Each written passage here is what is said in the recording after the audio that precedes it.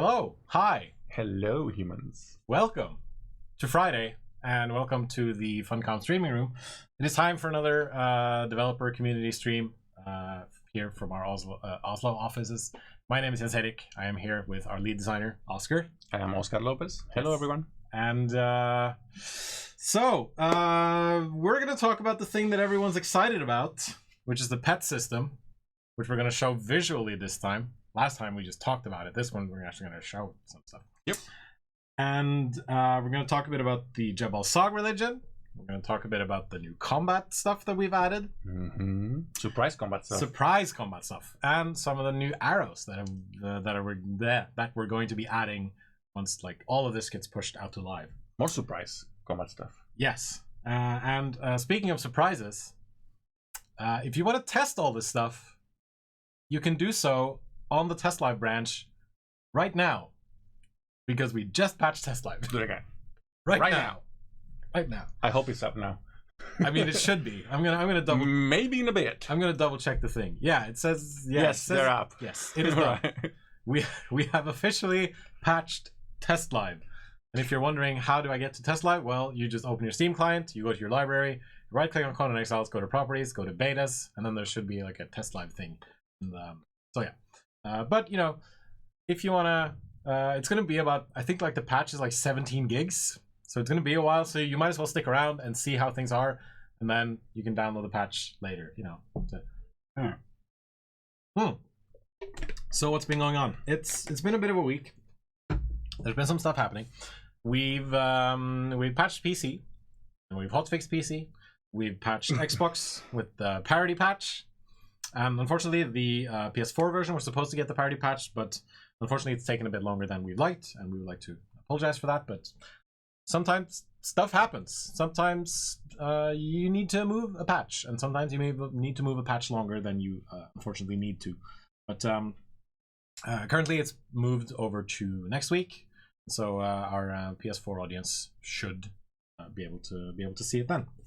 But yeah, as always, we're still collecting bugs, we're still collecting feedback from you guys, and a lot of the stuff that we've done with the pet system and the new combat stuff is also based on your feedback.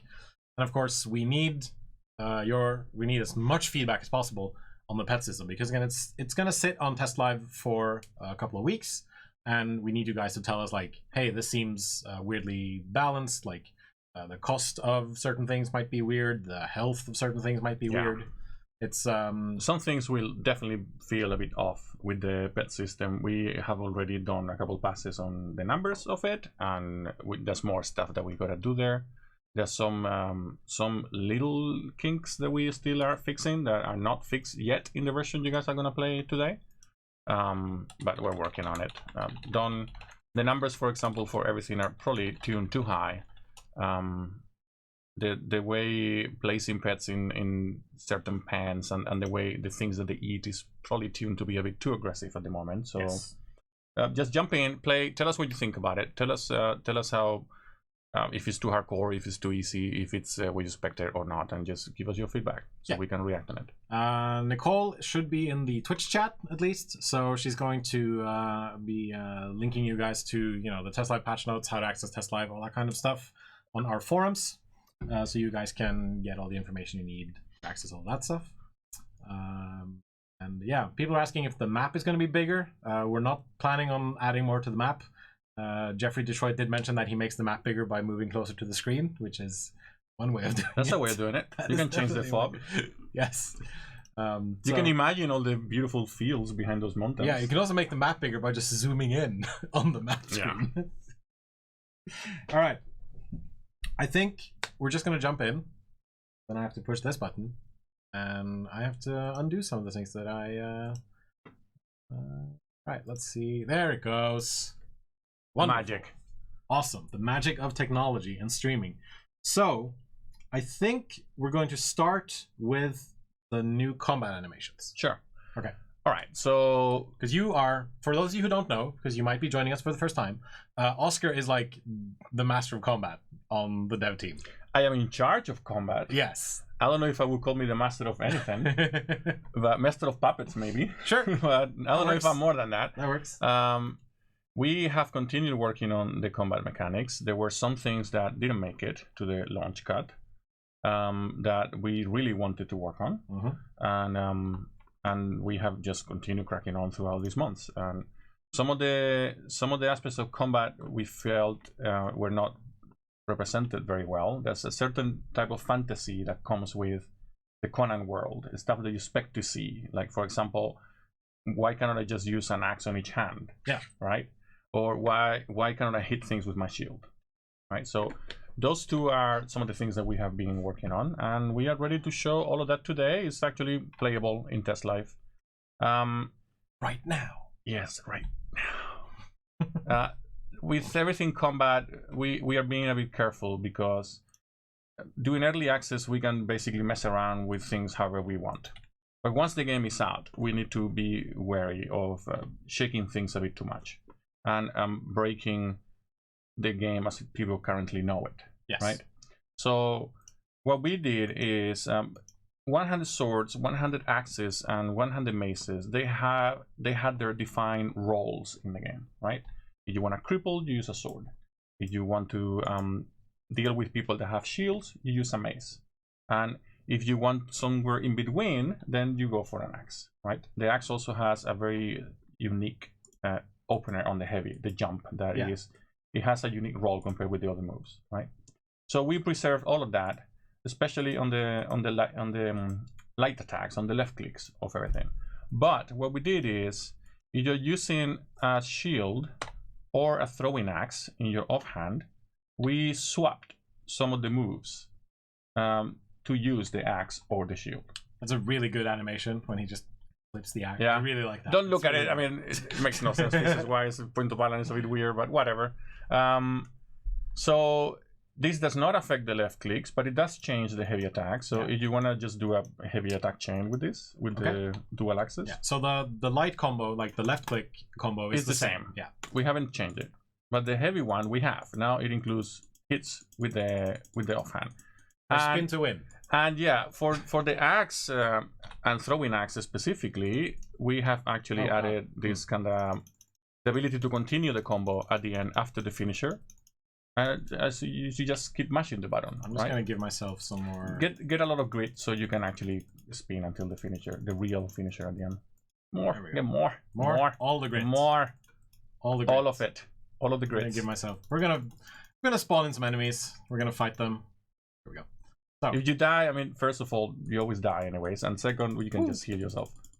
So yeah, you can do this, and then if you continue to do this, there's a point where the combo just finishes. There we go. But if you see, the stamina cost is very, very high, right? So that's a way. You can you do the heavy chain again? The first move is the same, but all the other three moves are now new. They use the offhand, and sometimes they do double hits. Those are all double hits, right? And they also come with new properties. The throwing axe, every single attack that hits with the throwing axe will cripple. Yeah. So that this allows you to, for example, if you switch to the mace, now you can do cripples while using the mace. So you can do shield smash and cripple at the same time. And sunder, because mace also does sunder. Nice. Right? So that's it. This is a property of every single hit that hits with the throwing axe. Yeah. With the sword, again, you have the dash that you know, and then all the changes, all the attacks are different. Right? So if you don't like the double dash on the heavy, for example, then you can just use this because you like the animation is different. Or if you just want extra cripple, then you can do this. If you want to guarantee that you're going to cripple the enemy. Yeah. Another change that we did recently also, I believe this was already out though, but it's worth mentioning, is that melee cripple is now stronger than before. Okay. It used to be, we're getting into numbers now, but it used to be at 30% snare. Now every melee cripple is a 60% snare, which is equivalent to the cripple that you get with a bow if you have the perk from accuracy, right? So basically it's much easier now to cripple. All you have to do really is to equip a throwing axe in your offhand, and then you will cripple people if you hit them, right? Spawn in an enemy and try to fight. You sure about this? I'm somewhat sure about this. There we go. Yeah. So you hit him. I mean, with the axe now, you're gonna kill him. I'm hitting him pretty hard. Do anything. I'm hitting him pretty hard. Yeah. Also, just gonna of max health because that's the kind of person. Because you're scared. Yes, because I am scared. I am 100% scared. Okay, Black Hand fighter. Let's go. This guy doesn't. He's missing a leg. Spin. You better win. Spin. There we go. That's easy. I am at max stamina and 30 strength ish. Yeah. This I expect that. Right now, this is kind of OP against like those fighters. I expect a lot of the PvP focus builds, not only PvP, even the PvE focus builds, to start putting more points in grid than before. Yeah, because grid will become more important in order to continue doing damage. Yeah. And now your combo will actually allow you to continue doing damage. At least the double axe one, right? Yeah. It's designed to be that. If you have the grid to spend, the stamina to spend, just keep pressing the button and you will keep landing hits. But that took a good chunk of stamina. You will not be able to finish that if you don't have points in grid. Right. Yeah. Also, if you're wearing, if you start wearing heavy armor, like the really heavy armor, you will have problems too. So like if I dodge a couple of times and then I start hitting it, I might actually run out of stamina. I'm very close to running out of stamina once the combo ends. On the defender side of things, before people start saying, "Wow, this is OP. What the hell? Spin to win. This is all I have to do in PvP now." You can always dodge out of these things. Don't forget about that. Yeah. Also gonna let's see if I can find a stronger fighter, because someone said the Black Hand fighters were alright. Forgotten Tribe. Let's see how this goes. He's gonna last longer, but yeah. Yeah. You will continue. You can continue hitting him as long as you have stamina. Yeah. Yeah. I'm also. Oh, there's my camel. Pet system preview. And I crippled my own camel.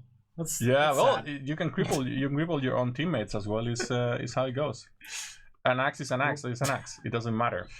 Sorry, camel. Tell camel to yes. I'm just gonna stay there. I'm gonna move the camel a bit further back. I seriously didn't know he stay there. Zip it. Yeah. Oh, he's going back to where you put him. All right. So that's it for throwing axes. Of course, they are throwing axes, so you can still throw them. Right. And that works. And throw is also a combo, so you can just do like 1, 2, 3 throw, for example. 1, 2, 3. Yeah. You can also do 1, 2, 3, 4, 5, 6, 7 with the axes, and then throw at the end. And throw cripples if it hits in the legs, like it always did. Nice. Yeah. That's. All right. Good to know. Good to have. That's it for throwing axes. Basically, you can dual wield. You can pretend dual wield by using a throwing axe in your offhand. Throwing axes do less damage than the weapon in your main hand. Yeah. But not a lot less. We actually increase the damage that throwing axes do in melee. Nice. We did not increase the damage they do when thrown. Yeah. Though, right? What about stacking thrown weapons? We cannot stack throwing weapons right now. It's something that we're looking into. Yeah. I want to make that happen. So instead of having a throwing axe, you have a bundle of throwing axes, so you can keep throwing them. Yeah. We're working on it. We're not ready to.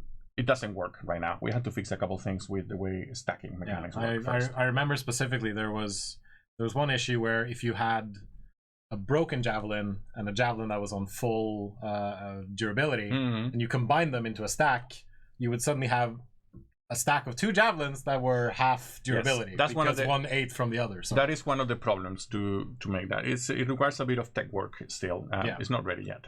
So the other thing that is new that we introduce is in these same lines you can do the same thing with a shield. Yes.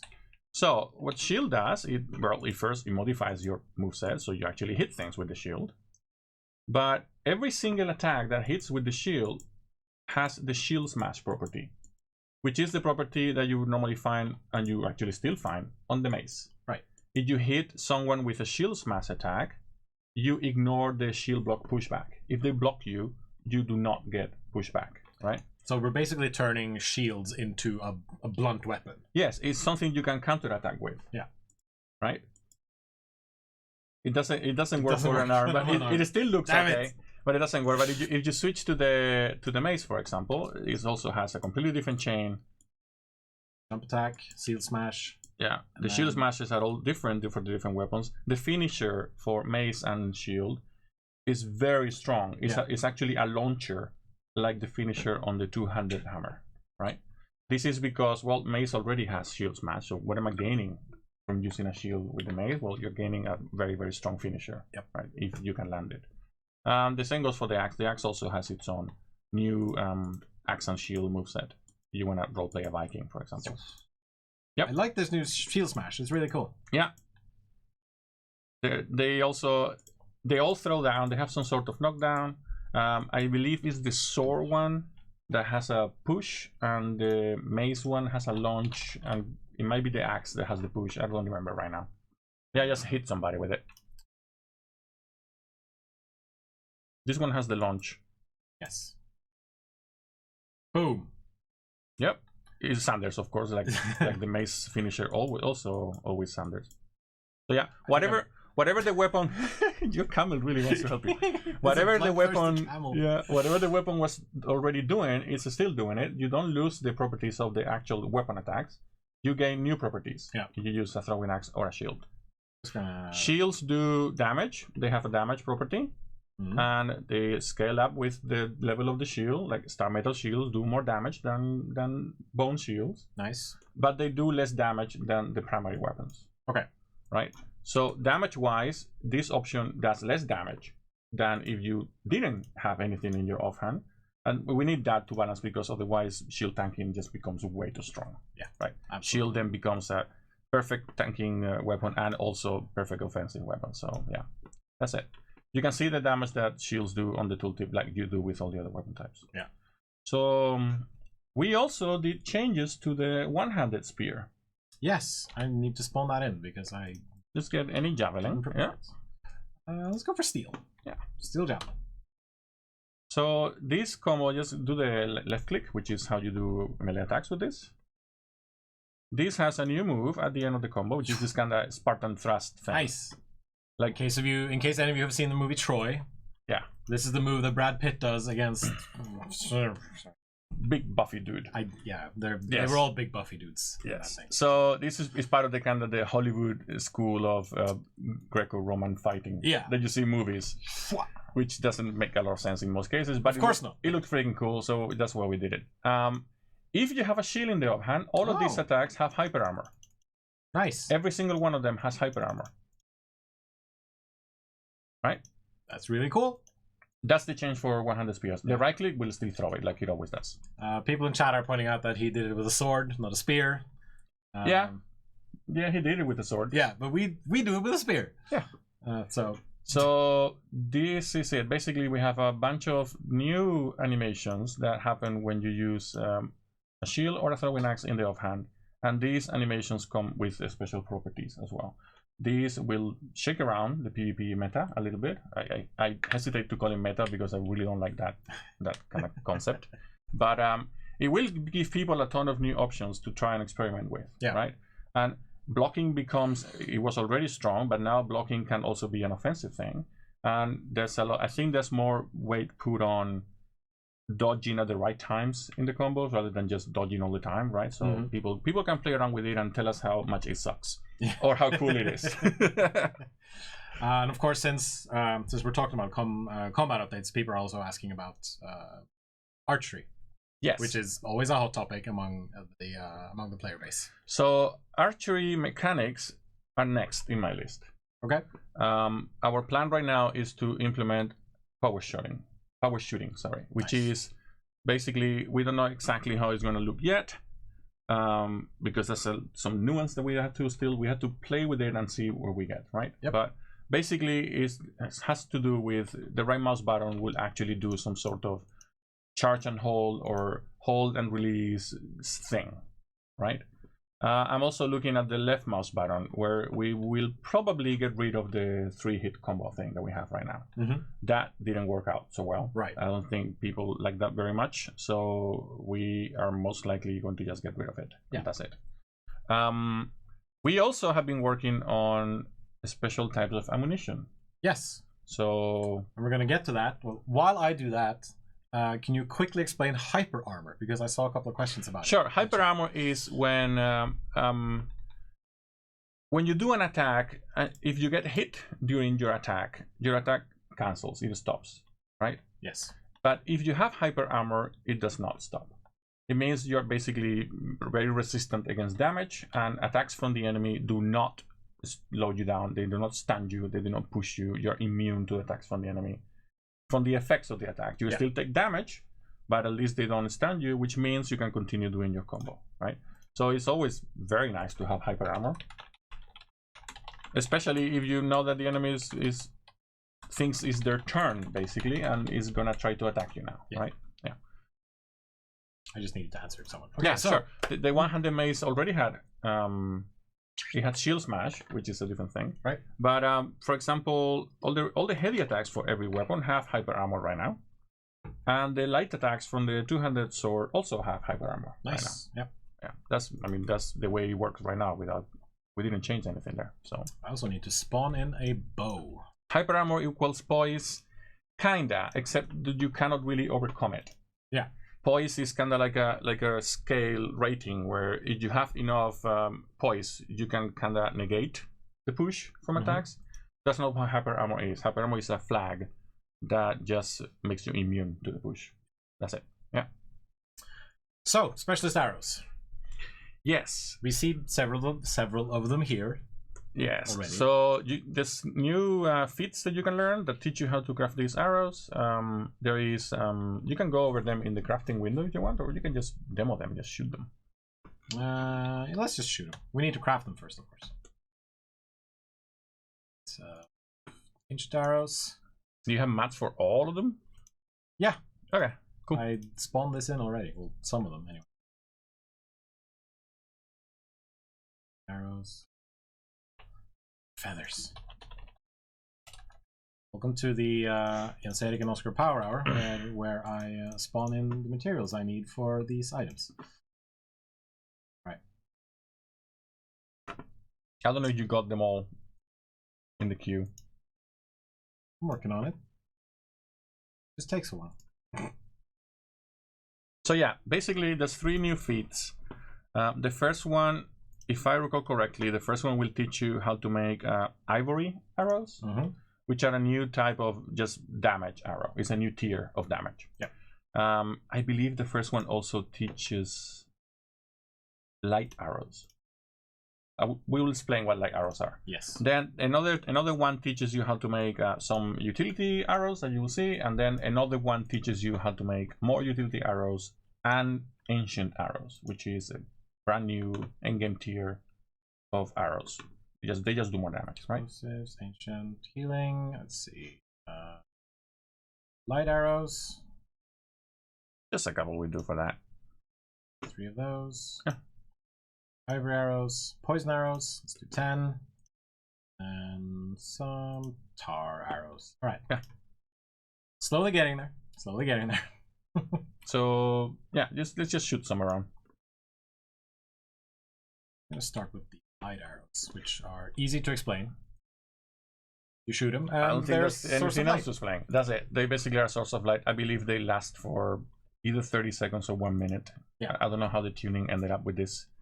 You can shoot them when you want to see in the distance. That's it. You can shoot them into your enemy base. Let's see. Let's make it darker. You can shoot it to the battlements of your enemy, so you can see them crawling around up there trying to shoot at you, for example. Yeah. So this is light arrows.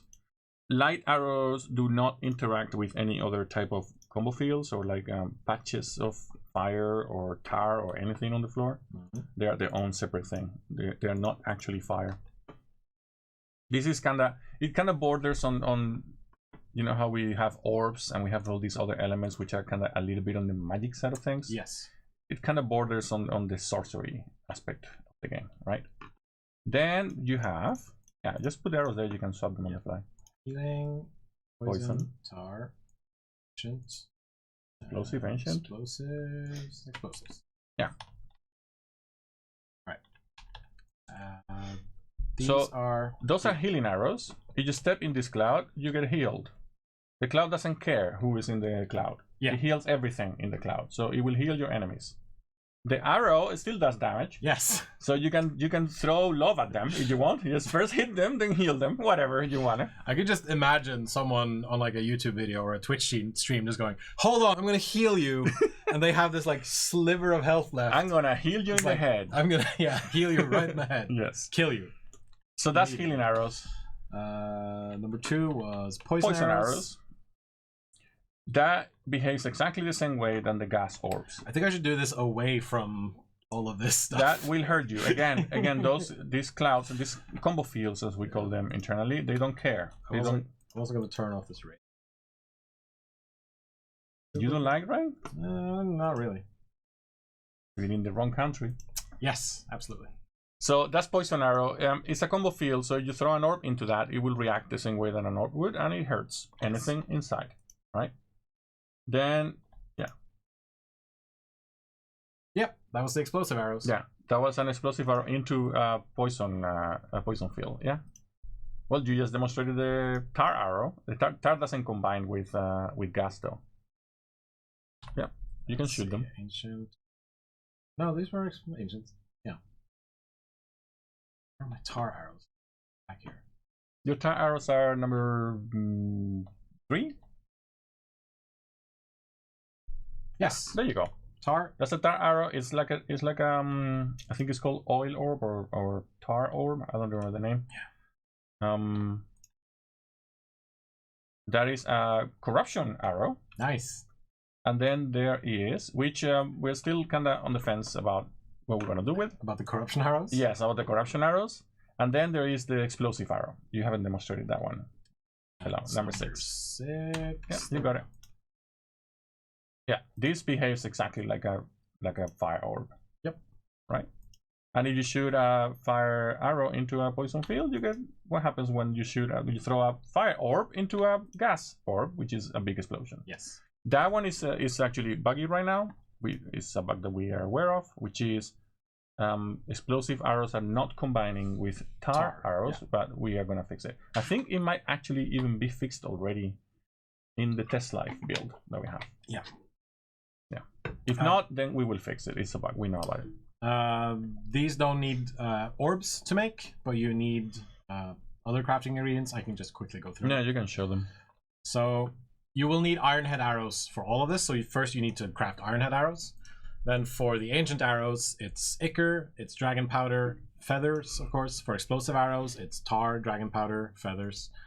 For healing arrows, it's aloe leaves and then dragon. So dragon powder and feathers are the ones that you use to bring out the magical properties. Yes, basically. You need the same kind of ingredients that you need for the orb itself, yes. Or equivalent. For light arrows, you need glowing essence, which is something you make with alchemy. For tar arrows, you need tar and that one? I'm pointing at the screen. People cannot see where I'm pointing at, but yeah. So it's the same thing. It's as if you were making an orb, except you just put an arrow in it and feathers because you want to put it in an arrow, right? Yeah. We don't ask for the actual glass orb because we thought it was maybe a bit overkill. Right? Yeah. Mm-hmm. But that's it. So crafting cost-wise, they are basically equivalent to orbs. They are easier to land, to hit things with, because it's much easier to land it accurately with a bow than it is with an orb, right? But with an orb, you get a much stronger parabolic trajectory. You want to throw behind walls or something. That's easier to do with an orb. An explosion is still an explosion. So poison field and then explosive arrow. Yeah, sure. All right, so that's it for arrows, basically. Yes. This is kind of like a little preview of what we're trying to do with bows. We're trying to give them not necessarily a lot more nuance mechanically, right? But allow people to do more things with them. Yes. Right. And yeah, next we'll be working on the actual mechanical side of things, right? With the power shot and the changes to the left mouse button. I saw Joel in Twitch chat. He might be stirring some things up, but he said that archery improvements is next on the list. So I guess he's already decided for you what you're gonna work on. Well, okay, didn't I say that? Yeah, you did. I'm joking. So yeah, that's the thing. That's it for the new utility arrows, basically, and the new specialist arrows. Moving on to the pet system. Sure. Yes.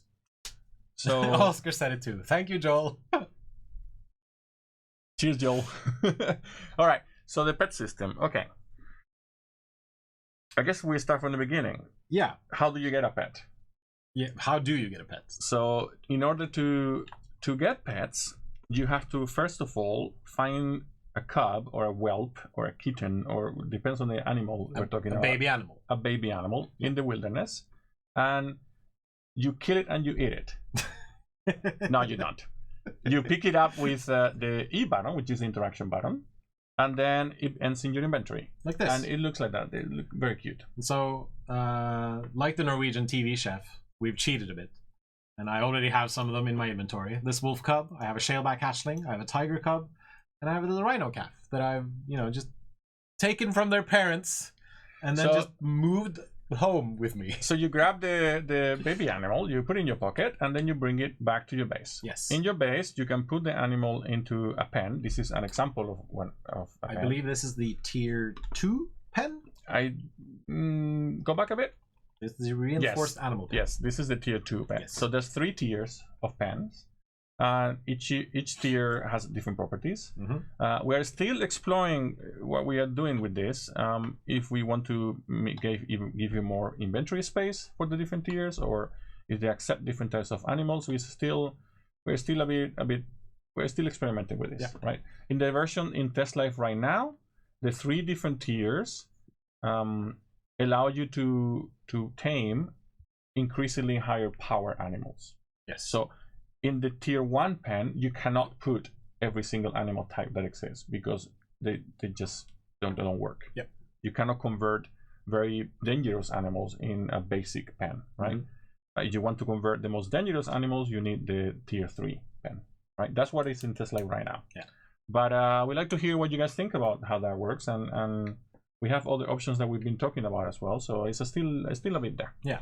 Some of the baby animals you find out in the wild. Some of them you have to find from buy from merchants. Yes, it should be mentioned. There's a lot of different sources of these animals. It's up to you guys to find them, right? Yes. It's supposed to be a thing that if you want a specific type of cub or whelp or whatever, you need to figure out where to find it. I'm sure someone will make an interactive map. They already have. Oscar. Yes, already. It's in Tesla for what, 10 minutes? It's done. The internet moves really fast. Yes. So you bring your baby to the pen, you put it in the pen, and then you need to feed it. And you need to feed it what it likes eating. I'm gonna put this wolf cub in here. And right now it doesn't have enough meat. So I'm just gonna cheat a little bit again. I think it's called flesh. Exotic flesh. Let's get a bunch of that. Bunch of exotic flesh. Now we know that right now it's a lot. Yes. You also put a lot more than it needs, by the way, but it's fine. But that's how it is. And it's right now, as far as I know, it's also slightly slow. Yeah. Set the crap multiplier as well. 1.1, and so slowly but surely, my wolf is growing up and becoming. I think in order wolf. to get the changes you did, you actually have to restart the process. So get the food out, and then put it back in. Otherwise, it will not get the new values. Right? It's still gonna take a while. Yes. So you put what you did is you put the baby wolf in the top row of the pen, which is where animals go. Yes. Right. And then you put a bunch of food that you think the wolf likes in the bottom inventory, which is where food goes. Yes. Right. And since you actually did put food that the wolf likes, now you're getting a mature wolf from the baby wolf. This process takes time because the pet needs to grow, right? It needs to eat a lot of little pieces of meat to become a big wolf. And different kinds of animals obviously like different kinds of things. So for shalebacks, for example, plant fiber is a good thing to use. For rock noses, ironstone or rocks is pretty good. Gazelles, of course, also eat plant fiber. Hyenas eat meat. So just use your imagination, and you'll eventually you will figure it out pretty quickly what kind of bears eat all sorts of stuff. They eat berries, they eat honey, they eat fish, they eat meat as well. It works kind of the way it works in real life. Yes. Except there's no rock noses where I live. Yeah, me neither. So we imagine right now they eat rocks if they existed. Yeah. So you do this. You put the different the food that the pet likes on the pet. If it matches, the pet will start converting into an adult pet. Yeah. Different pets like different types of meat or food or flowers or whatever each pet eats, and also different types of food some types of food are better than others. Yes. Because the result is not predetermined. You can actually, as a result of converting this wolf into an adult wolf, get a greater wolf instead of a normal wolf. Yep. there's a small chance of that happening. The chance is larger if you use the right type of food, right? So even though a bear, and this is a bit of a spoiler, but even though a bear will eat berries, if you feed it honey, you actually have a much higher chance of getting a greater bear. Will it also turn yellow and wear a red t-shirt? only on Sundays. Saturday night. And sit on a log and yes, tell itself to think. So recapping again, first you get the baby in the wilderness, you bring it to the pen, you put it in the pen in the animal section. Yes. Then you put food for the pet, and then it will take time and it will convert into an adult version of the animal. Once you have an adult version of the animal, it ends up in the pen, in the animal inventory. So if you want, you can just, don't wait, just use one of the animals you have already made. I'm just gonna... Like the hyena. And now you get a hyena pet, which you can place. Like any other thrall. Like any other thrall. Yeah. Just place a hyena pet. And you can tell it to, you can move it wherever you want, like any other thrall, you can tell it to follow. This is basically exactly the way the thralls work. Except that hyena does not have equipment, of course, and it has the properties of hyenas. It has its own amount of hit points, which is what hyenas would have. Yes. And if you have a greater version, then it will have more hit points, and it will do a lot more damage. It also has the moveset of the hyena. Yes, so it will attack me like an hyena would if so they bite, and they also charge, and they also cripple. Yep. So that's something to keep in mind. The different types of animals have different properties. The pets all have exactly the same properties than the animals they come from, because they are the animals they come from. Yes. The camel has a large inventory. Yeah, that's a special case because... And this camel is slowly dying of hunger. Yes, because we haven't talked about hunger yet, but yes, but we're gonna mention that. But yeah, like the camel, for example, excellent pack animal. You can just put a bunch of stuff into its inventory, and the way it's looking right now, you can see that it's kind of struggling because it's dying. It kind of looks like, look at it, it's like smirking. It's like a cheeky camel. The white tiger is a bit weird and ephemeral right now because I think there's two of them somehow. There's something weird with that white tiger. Yeah, I don't know. That doesn't look like it's working right. It's anyway. So this is it for the process of capturing babies, putting them in the pen, and growing them into adult animals. Yes. There's more to the system, though. First of all, as you just saw, these pets need to eat. Yep. There is an upkeep cost to having pets. There is also, we are introducing also an upkeep cost to having thralls in general. Any kind of placeable kind of minion entities in the game. We are doing this because, well, first of all, because it makes sense that these things need to eat. At least for the animals, it made a lot of sense. But also, we have to somehow do something about the amount of thralls and pets that people can possibly have. Yeah. Right? It's just too much right now. And it's too much. This has an impact on server cost, not the cost of running the servers, right? Which has a direct impact on performance. So we have introduced this system. Now, since it would be too annoying to just have to run around to feed all these animals manually one by one, yes, we have also introduced a system where we have feeding trays, where you can put food, and the feeding tray will push the food into the animals' inventories. Right? If it's within range, because I think right now the tiger hasn't... Yeah, the range is 50 meters for the feeding tray, so that might... This might not be 50 meters. No. Oh, I know what's happening. No, the hyenas are still hungry. Oh. It needs more food. More food. Okay. Yes, more. So this is something that we're playing with still as well. The amount of food that pets and thralls need to eat, we're still tweaking these numbers. This is what I was saying earlier, that maybe this is tweaked too aggressively or it's too easy. We need to see. So like all of this stuff can change based on people's feedback on the test live build. Yes. So that's one thing. There's another usage of pets, which is certain types of pets you can put in the pen, and they will over time generate something. Like for example, if you put, I believe ostriches. Ostriches make eggs over time. Oh, that you can eat. And they're eggs that you can eat. Nice. Right? So there's a number of pets that do this. They're the ones that you would expect. It's like kind of like a mini husbandry system, right? I'm not sure if this is actually fixed in the test life build right now because it was broken in the build that I checked this morning. Right. If it's not fixed, we will fix it. We know what it is. We already fixed it internally, right? So if it's not in this build, it will be on the next build. Yeah. But yeah, you can have that. And I believe we got everything for pets. Combat. And as people asked, yes, this means that you need to feed your thralls as well. Yes. We've added an item called the roll pot that you throw food into, and that will distribute food out to your thrall inventories. Yes.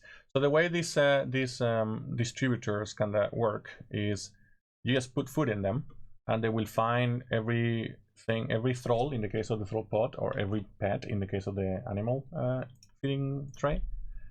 They will find all those entities around them and just push the food into their inventories. And the way you feed pets is you just put food in the inventories. So this is a way to automate that process, right? Yes. The game will also try to give you kind of like an idea of how long the food is going to last. Like if you open the feeding tray, it actually shows you all the pets that are in range. Yeah. And it will tell you how long they have left before they die of hunger. I'm guessing the camel. Actually, I don't think it's before they die of hunger. I think it's before they become hungry. Right. Which is different. Yeah. How long does the food in the inventories will last for them, right? Yeah. How long will it last for them? Like this guy's going to last for 5 hours because he has a lot of meat on him. Yes. So, and that's a lot of meat. So again, numbers are all subject to change. Yes. So it's important that you guys give us feedback on this stuff. Like if you think this is too aggressive, please tell us, because then we're going to change it. And we could change it. The gameplay intention here is, you build your castle, you have a bunch of archers on the walls, and you need to design your castle around the idea that you need one of these things every 50 meters, basically. Yeah. Every 100 meters, if you kind of nail. Yeah. Depends on the shape of your base. But, and also, of course, that imposes a certain upkeep requirement on you. If you are a clan of a certain size, then you can definitely afford to go out there and farm for food to feed a very large army. Mm-hmm. But if you don't, then you probably have better things to do than just farm all day. Yep. Right. So and we know that people's initial reaction will be like, well, this forces me to just farm all day. But no, what it does is it forces you to think about how many thralls you can possibly manage at the same time. Because having 100 thralls in your base is not only bad for performance, it's also just bad for gameplay in general. Right. Indeed. So that's the feeding tray. Again, please give us your feedback on what you think about the values that we have and the mechanics themselves. Yeah, I can tell from the chat alone that maybe the values are a bit too strict. Yeah, sure. Someone mentioned, for example, like, oh, I go to sleep and then all my thralls and pets are dead. And, we obviously don't want that to happen. No. So, that's definitely not the intention. Yeah. Right? It's not supposed to be a farm every day system. Yeah. It's supposed to be hey, here's your budget. Your budget depends on your ability to acquire large amounts of food. Just play according to your budget. Yep. Right? And budget is not necessarily a time thing, because bigger, very advanced players or endgame players have ways to obtain food that do not actually require a lot of time. Yep. So you have easy access to explosives, for example, or to create certain types of traps. You can make a lot of food very fast. Yeah. All right. So something these pets do is also they fight with you. They are work in combat, like thralls work in combat. So you tell a hyena to follow you, it will follow you, and it will fight everything you fight. If I spawn in someone to fight me, it's gonna fighting this guy. Oh, there's the tiger too. Yeah. Tiger got stuck on the stairs. There we go. There we go. So of course they take damage and they will die. Yeah, like the hyena just. The hyena's already dead. So you need to be careful with what you're pitting them against. Yes. Right. We are doing a number tweak right now where pets actually have a naturally large amount of hit points compared. Good boy. Compared with the animal they come from, right? We are also increasing the amount of hit points all thralls have in general. Right. Because since we expect people to have less thralls than before, but we still want thralls to be useful. Yeah. Right. then well, we need to give something there to make thralls actually become more useful than before, right? So that's it. Every thrall will be stronger, and the first thing we're going to do is just increase their hit points. Nice. So you can bring your tier 4 thrall with you to fight stuff with you without being so concerned about it going to die. And now you have healing arrows. So I mean, if that's the way you want to play, you can do things to keep this guy alive if you want, right? Yeah. All right. I just want to point out that yes, this is a look at this stuff stream. There are like 700 of you in chat. Well, maybe not all of you in chat, but there are a lot of you in chat, and we have a list of things that we want to get to. When I see questions that I think would be prudent to answer, then I will bring them up, and Oscar and I can answer them. But we're not going to be able to answer everything because like this isn't a Q&A stream, and I just wanted to point that out. And because there was a complaint that there weren't enough like communication with the audience, and sometimes there will be more communications where you guys ask us questions and we answer them immediately. Sometimes they won't be. Like, yep.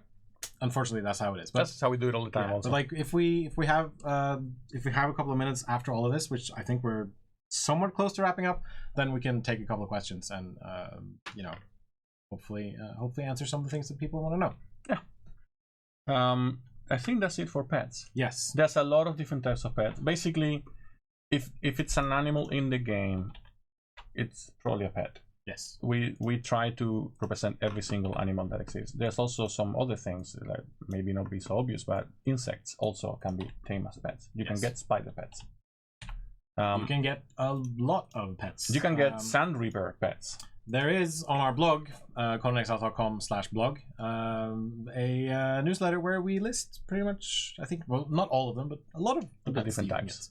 Yeah. One thing that I want to point out, because it's something that people have been asking about for a while, because it used to be that once you drank a yellow lotus potion, all your feats and attributes would reset at the same time. With this update, we're bringing out 2 additional potions: the potion of bestial memory, which resets your attribute points, and the potion of natural learning, which resets your feat/knowledge points. So we've split that into 2 different potions, so you can reset one without needing to reset the other. Yeah. I just wanted to point that out. This has been one of the most asked things, and I mean, there's no reason why we didn't want to do it or whatever. Yeah. We just didn't get around to do it. Yeah. So now it's there. It's one of those things that, you know, it was on the list, but unfortunately it gets somewhat down prioritized, and then, you know, it floats back up. There was some technicalities that we had to figure out also, but yeah. Now it's there. Yeah. All right. Yeah. Finally, we can talk about, I guess, the big ticket item. I guess so.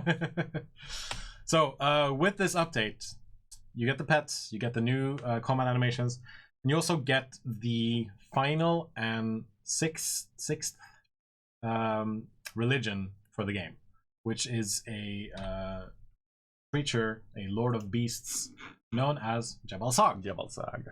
And unlocking Jhebbal Sag is a bit different than unlocking the other avatars, because it used, well, at least for all of the other ones, Mitra, Set, Yog, Ymir, Derketo, you just pick one of them at the character select. But for Jhebbal Sag, you need to find one of his followers out in the world. You need to learn a crafting recipe, and you need to make this potion, the Potion of Midnight, which then transports you to a place where you get to meet Jhebbal Sag. Then you learn the first recipe of his religion tree, basically. Yes. Can we say the name of the place? Is that a thing that we can say? Yeah. It's called the Do Grove. Yes. It's been. Do you want to go there? I can. No. No. Okay. No. Let's not go there. Let's not go to Camelot. It's a silly place.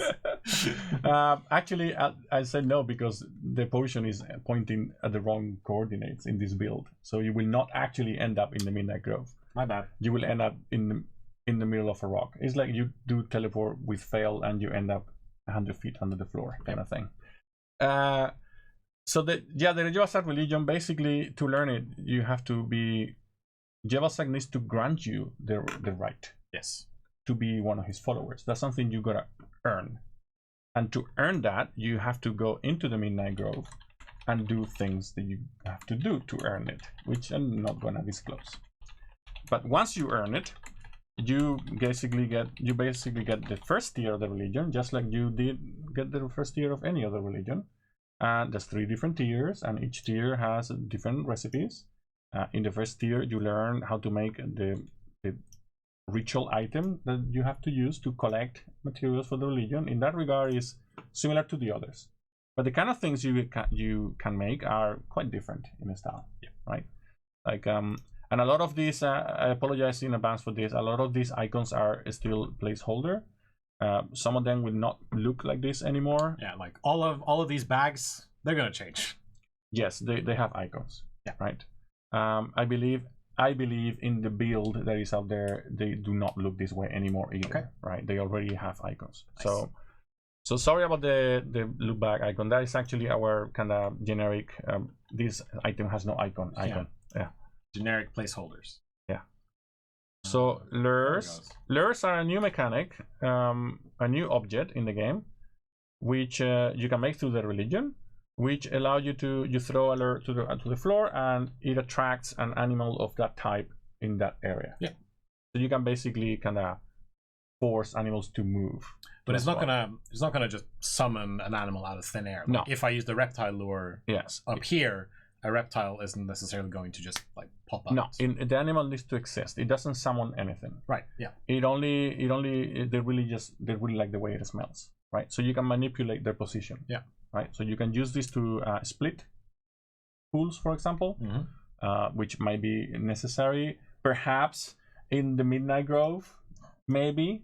Or you can use this just to kind of control the position of a mob. Like you want to get a world boss to another spot, for example, right? So you can use this item. Yep. You can also use it to attract animals into traps without having to aggro them necessarily, right? So that's the lures. There is also the potion of Night Sight. That's the Hunter's Potion. That one increases your accuracy. It's an accuracy booster, right? And then there is the, I think it's the third one in the first row. No, maybe underneath. Nope. Oh, where's the potion of Night Sight? Here, weirdly. Yeah, that's weird. Maybe we can find it. Night Eye Potion. There it is. Don't drink it now because it's gonna mess up your screen for 5 minutes. So what it does, you can drink it at the end of the stream if you want.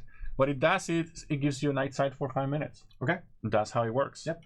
Your screen will get a filter and you will be able to see in the dark as if there was light. I'm gonna let's make it dark. That was real dark. So that's really dark. I think that the setting you change is not actually the one that happens in the game when it's nighttime. Anyways, yeah, this is how it's supposed to look. Nice. So the Jhebbal Sag itself is basically, it's a god of it was one of kind of the primal gods of the world, right? It's the god that handles, it relates with the inner beast that every person has inside.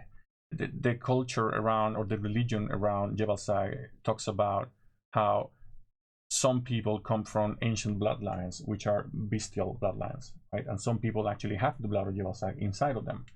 Or perhaps that everybody has the potential to unlock the beast inside. The beast, because everybody has the beast inside, right? But there are certain creatures which are definitely more aligned with this concept of the bloodline, which are stronger in the eyes of Jhebbal Sag. Yeah. Right? So following in this concept, one of the items that you can craft through the religion is the sign of Jhebbal Sag. I think you can just spawn one and use it. Yeah. Again, apologies for the lack of icon. Placeholder icon. So this is a sign that followers of Jhebbal Sag basically draw on the floor, and the way we do that is just place it as an object, right? This object, if an animal enters this symbol, they get whisked away into the domain of Jhebbal Sag. Nice. Which in game terms means that they get removed from the game. They get teleported away. It's not the same thing than dying. They do not leave a corpse behind. They just disappear, right? And depending on the type of animal that you send to Jhebbal Sag through his symbol, he might, if he considers the animal is strong enough or is in tune with this bloodline concept, then he might send you a champion in return. That one in particular did not send anything. Nothing but a common beast. Nothing but a common beast, right? So Jhebbal will actually make comments. Nice. He will talk to you when you do this, right? Try the deer. Deer? I need to spawn in more of these. Or the fawn, there's a fawn. Yeah, it's a bit, yeah. Let's get a bunch. Yeah. I can actually get it to boom. There you go. So the deer actually spawn a wolf. These wolves are not your normal wolf. This is a new type of wolf that is the wolf of Jhebbal. I don't think it saw me. And I poisoned it. And it died. I killed it with poison. Yeah. So some particular animal types, they have they are able to spawn like harder or stronger champions than others. And one of these types of champions that can spawn, which I'm not gonna reveal what it is, you actually need to harvest in order to craft the most powerful item that the religion offers, right? The place, the Midnight Grove, which is the place, kind of the Jhebbal dimension, the place where you go when you want to learn the religion, it has a lot of this, right? So it's a good place to go and farm for these items if that's what you want to do, or at least to be exposed to how they work, right? But this new endgame loop. Joel says it's second most powerful. Second most powerful, okay. So there's this new endgame loop for this religion where you are basically out there trying to find out which animals are the most favored by Jhebbal, and that this depends on the type of animal. There's not like hidden value or anything like that. Yeah. And then you are basically forcing the appearance of these champions so you can harvest them, so you can make the Jhebbal item that you want to make. Nice. Right? Yeah. You can also make a very special weapon that we're not going to show you because we want people to discover that for themselves. But are we not going to show it? It's a really cool one. We could show it. I don't know. How about we show it and we equip it, but we don't use it? All right. We can do that. Do you want to do that? People in chat asked if the sign of Jhebbal will work on someone's pets. So, for example, if you have a pet tiger running towards you, can you just throw that on the ground? No, they do not work on pets. Okay. This is on purpose for balance reasons. It's something that we can change, of course, but right now, the way they exist, they do not work on pets. So, yeah, those are the claws of Jhebbal. They are one of the items that you can make with this object that you harvest from Jhebbal champions, and they are a new weapon type. That's the way they look. Don't attack. Don't show the attacks. My hand is not on the mouse. So the potion ran out. Yes, potion lasts for 5 minutes. So that's it. This item that you harvest is not only used for making the claws. Right. It is also an item that you can combine with food to create what is called shade spiced food. It's like food that has been enhanced by the kind of primal powers of Jhebbal, right? This food is very good at turning pets into greater pets. It's also very good food in general. Yeah. So there's that other aspect to it, right? Like the pet kind of game loop involves obtaining these items and securing a way to obtain them in large numbers and using them to get better pets, so you can basically have a much higher chance to get greater pets, so your pets are stronger, and so you can make the claws and all of that. The claws, as you can see, have a timer. It is because they have a limited duration. Yes. And when the timer expires, the timer is very long there because of the server settings that you're using. But when the timer expires, the claws will go away. So they are a very expensive weapon to make. They are very powerful, and they require all these new kind of endgame gameplay loops to obtain. Yes. It also has an avatar. Of course, Jhebbal has an avatar. Yeah, and the Jhebbal avatar is Jhebbal. Yes. He shows up just like Jog shows up. Yeah. So, but it's interesting because unlike some of the other avatars, like they sort of just pop out and then they rise from the ground. Jhebbal comes flying in from the distance. He has wings. He has wings. He flies. He flies. It looks really cool. Yeah. So yeah. I believe that's all we are gonna disclose about the religion. That's all we have on the list, I think. Yes, that's what we have. Yeah, someone asked if the Midnight Grove is like a solo dungeon or a PvP dungeon. Like, it is open for everyone. So if you're there, that means that other people can be there, and you know, people can suddenly interrupt you. You need to drink. Yeah, you need to drink the potion of midnight to be able to get there. Yes. And every time you leave there, you have to drink the potion to get there. Yeah. But otherwise, it's just part of the world like everything else. So if the server is a PvP server, that is a PvP area. And no, you cannot build in the Midnight Grove. No, it's building is forbidden. verboten. Verboten. Completely. Verboten. Completely forbidden. Yeah. Yeah. Here's an interesting question. Can you aggro animals by another player by hitting them with a lure? I believe so, yes. I believe the lures do include pets of all kinds. Nice. Yep. That's interesting. I'm not 100% sure, but I believe so. Could you count the foundation blocks under that pen so we know how big the area to set aside? 272.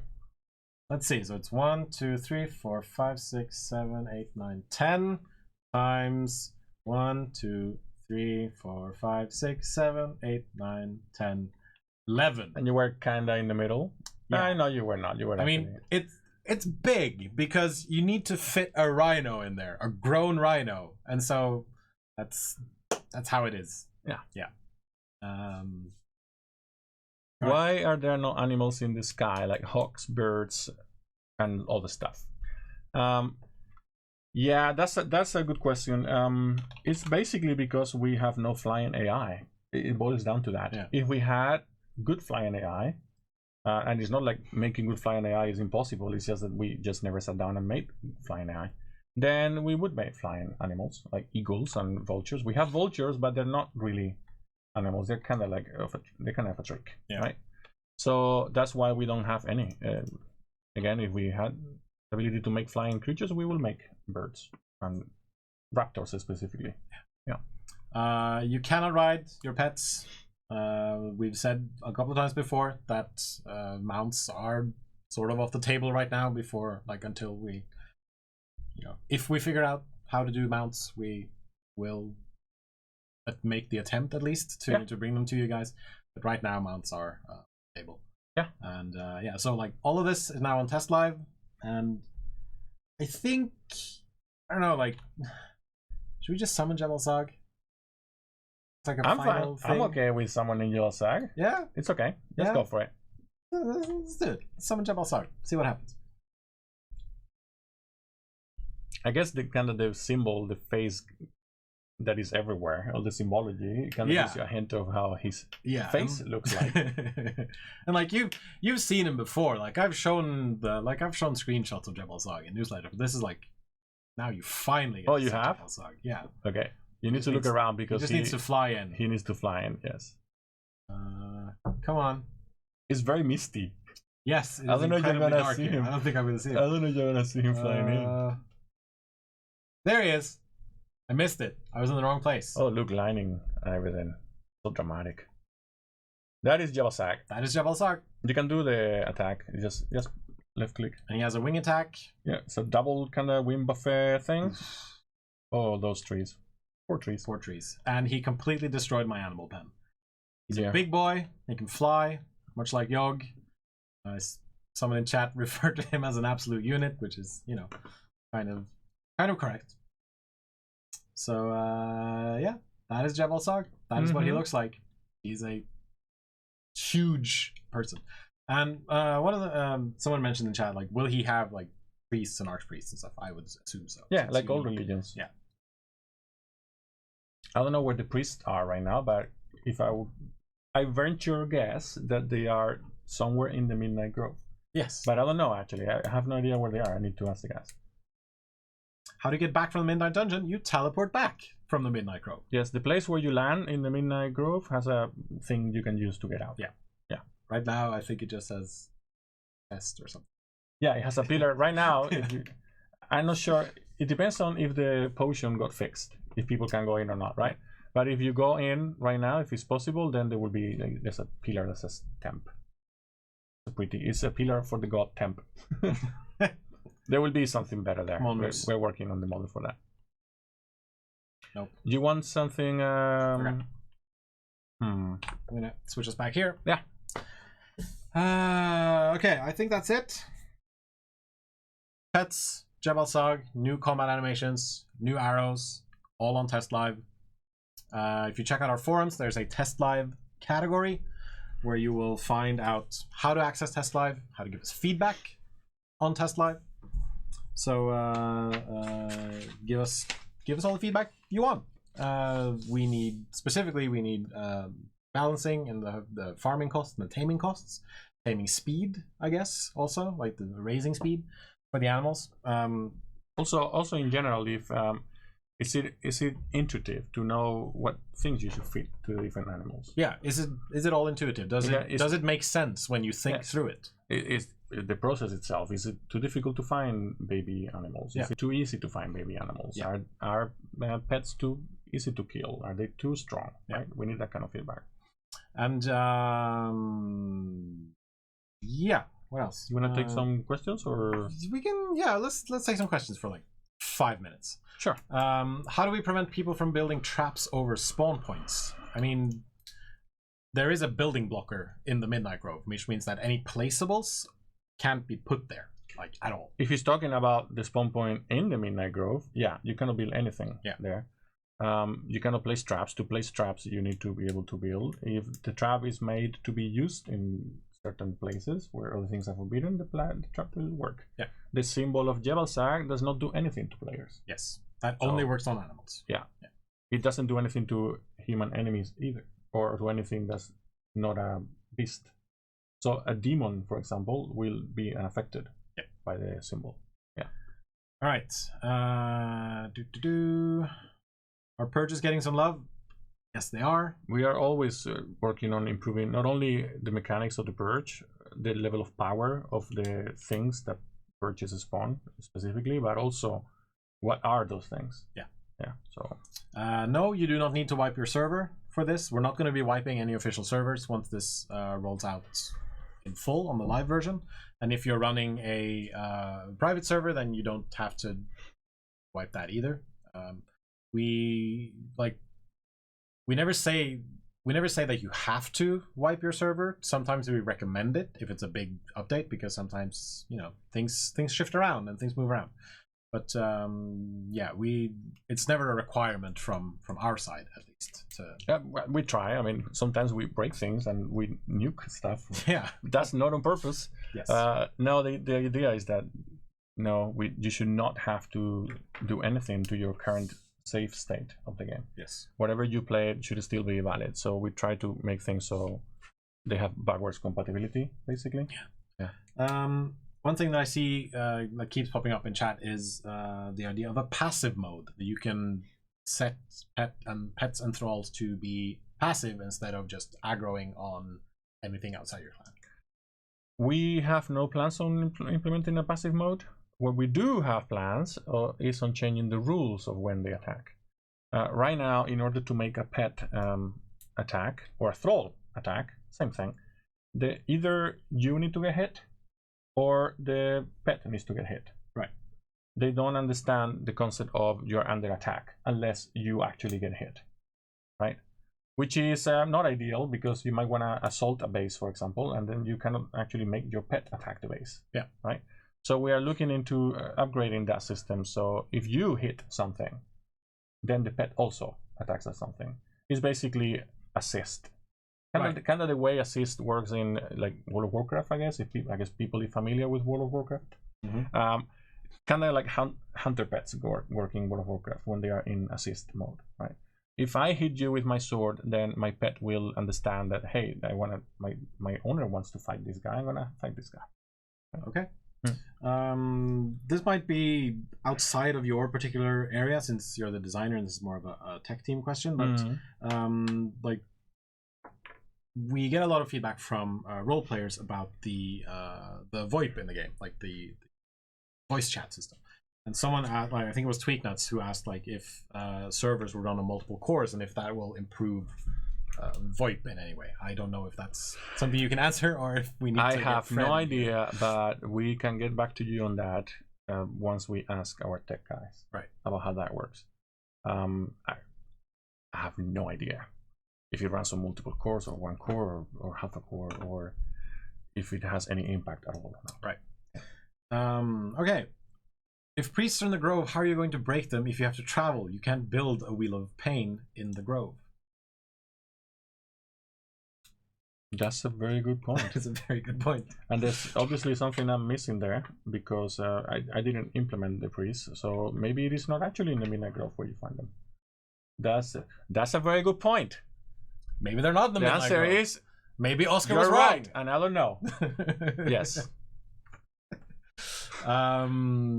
Right, yeah. Want to add more lag with active entities that don't despawn. Like, that is why we have the hunger system, to remove actors that weren't removable in the past. Like, for example, let's say there's a clan on your server, they have a bunch of thralls, then they leave, then the thralls are just going to stay there. But with this news, like with the feeding settings, those thralls will eventually disappear. That's the whole point. That is the whole point. The point of having that system. That we can get rid of orphan thralls, which is impossible to get rid of right now, unless you kill them, but you might not be able to do that. So there was also a question about if thrall feeding will have a server setting. It doesn't have one right now, but we are going to make one. Not only for the thrall feeding, but we're going to make server settings to configure how much feeding you have to do. Yes. And how quickly or often you have to do it, and the radiuses, all the stuff, right? That you can also just mod the feeding tray to change those things. Yep. We do not have plans to add a setting to disable thrall feeding entirely, but maybe we will. I don't know. We need to see. Yeah. It doesn't exist right now. We want to add settings to control the parameters themselves, but not necessarily to disable the system entirely. We need to see. And of course, it's important, therefore, that we get feedback on our test live categories in our forums on whether or not you feel like the thrall and pet feeding is too harsh or too soft, or like if you need less food for them, more food, if you need more time for the food that you give them, etc., etc., etc. Yeah. Also, Enigmal. I hope I'm pronouncing your name right. Enigmal. Does this system punish single player people? Yeah, it depends on the parameters, right? This is why we want to let you modify the parameters, and it's also a very strong reason for adding a way to just disable it entirely, right? For single player, yes, it makes a lot of sense. For the official multiplayer servers, no, it makes no sense, and we need a way to control the amount of roles that exist. So it's possible that when we add the setting, it will most definitely be turned on in the official servers, but for single player, yeah, you have a good point there. All right, I think we're gonna take one more question. All right, will the children of Jhebbal Saga be at special points on the map, or will we actually have to hunt them down like wild beasts? There are well, there's a point in the map, at least, where there is a Children of Jhebbal Saga, which I guess people know about. Yep. It is very likely that there are more Children of Jhebbal Saga in the Midnight Grove, because I mean that would make a lot of sense. And that's all I'm gonna say. Okay, that's it. And on that bombshell, we're gonna go. Nicole, if you're in the chat, I think you may have found someone we can raid in the Twitch chat. Maybe. She says they're ready for raid. So I'm gonna jump into Twitch chat. All right, Nicole, do the thing. Start the thing. You know what to do. I'm just gonna keep things going here. There we go. I guess the raid command is just Funcom Friday raid. Yeah, Funcom Friday raid. Like that. You just type that? Yes. Once you jump into this other guy's chat. And we're gonna go. We're gonna say bye. Goodbye, everybody. Bye. It was a pleasure being here with you guys. See you next time.